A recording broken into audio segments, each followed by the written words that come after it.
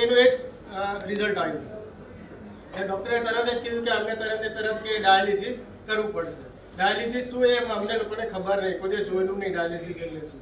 તો તરત અમે પછી ડાયાલિસિસ સ્ટાર્ટ કરાવી દીધું.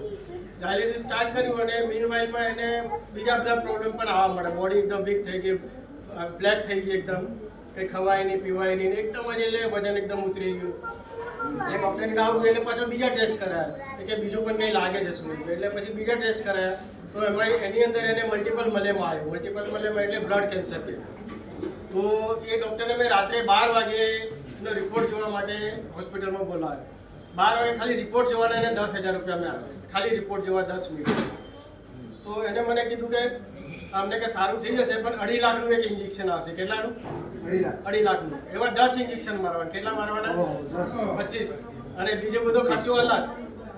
એટલે બધું હા પાડી મેં કહ્યું કે સાહેબ જોઈએ. અને પછી 2 દિવસ તો હું પછી બીજા હોસ્પિટલમાં લઈ ગયો. અને મેનવાઇલ અમે લોકો બધા ભાઈબંધો થાય, રિપલભાઈ સાહેબ અને હર્ષવર્ધન સાહેબ, અમે બધા જૂના મિત્રો અને આ બધું પહેલાંથી કરીએ સ્ટેમ સેલનું.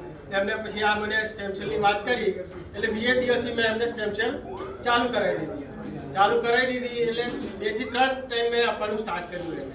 કારણ કે પહેલા 25 લાખ ખર્ચવાના એની જગ્યા 50,000 લાખ રૂપિયા જે ખર્ચો થાય એમને જોઈએ. આપણે તૈયારી હતી 25 લાખની એ ખર્ચો 1.5 લાખમાં પતી ગયો. એટલે 1.5 લાખ લગભગ મેં 3 થી 4 મહિનાની અંદર એના બધા રિપોર્ટ નેગેટિવ આવ્યા.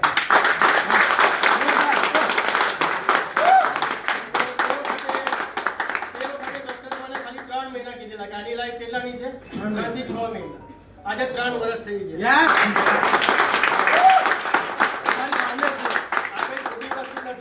તમે આમ હલકેથી ના લેતા કે સ્ટેમ સેલ વસ્તુ કે આટલી પડીકીની અંદર શું છે, આ સંજીવની છે.